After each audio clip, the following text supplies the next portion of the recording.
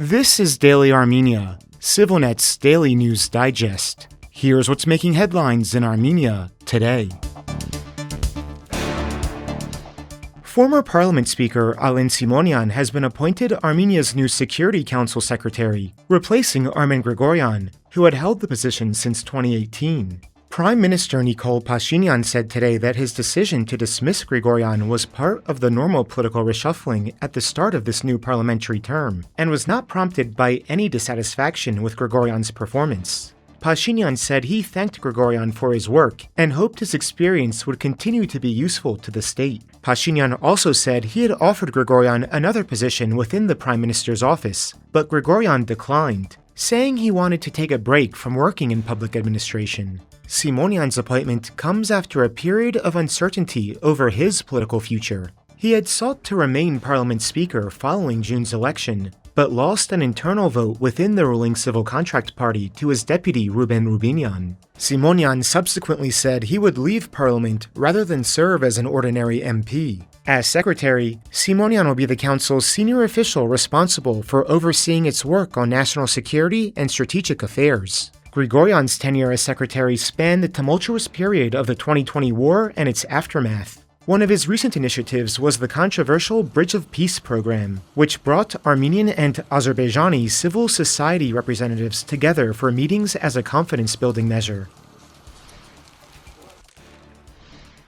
Pashinyan says personnel changes will be made in Armenia's military police and the Defense Ministry's Moral and Psychological Support Department, following the non-combat death of yet another serviceman. Pashinyan said today that the changes had already been discussed and agreed upon with Defense Minister Suren Papikyan. He said the government would conduct a detailed analysis of why its efforts to prevent such deaths have not worked, adding that there must be individual accountability. The announcement follows the death of Grigor Zakharyan, whose body was found today with a gunshot wound.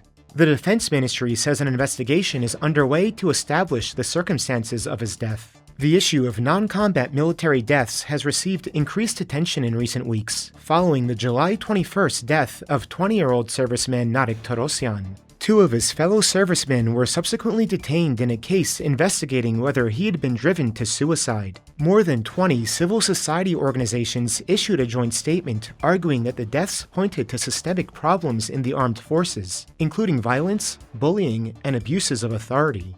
According to a study by the Helsinki Citizens Assembly Vanadzor office, 30 servicemen have died in Armenia's armed forces during the first 7 months of 2026, more than one-third of which involve suicide or homicide. Pashinyan said he did not believe Defense Minister Papikyan had failed to make sufficient efforts to address the problem, but said the government would examine where individual responsibility lies.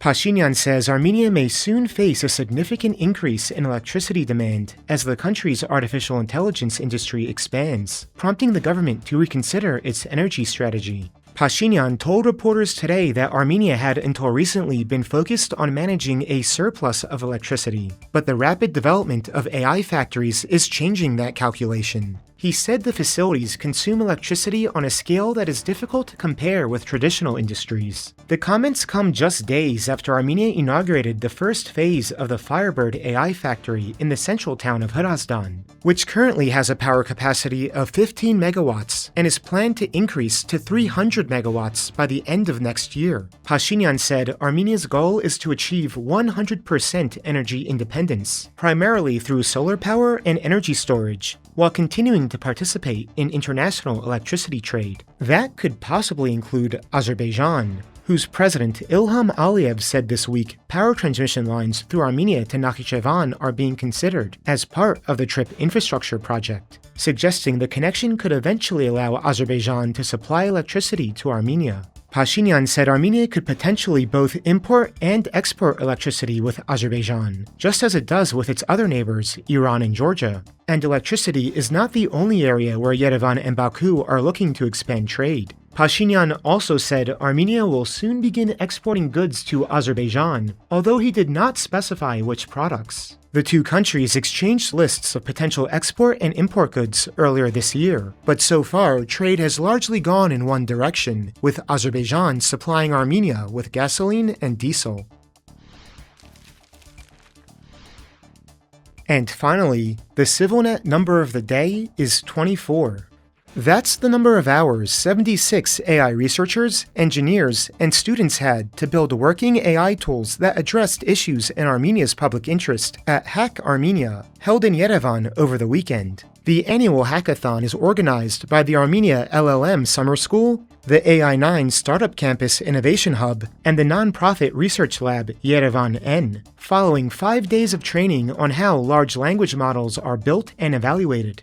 OpenAI sponsored the top 3 prizes, giving the winning teams $24,500 in API credits to use the company's AI models as they build their projects. The 20 teams produced 16 working prototypes, with the winners tackling issues such as water management, legal research, emergency response, and education.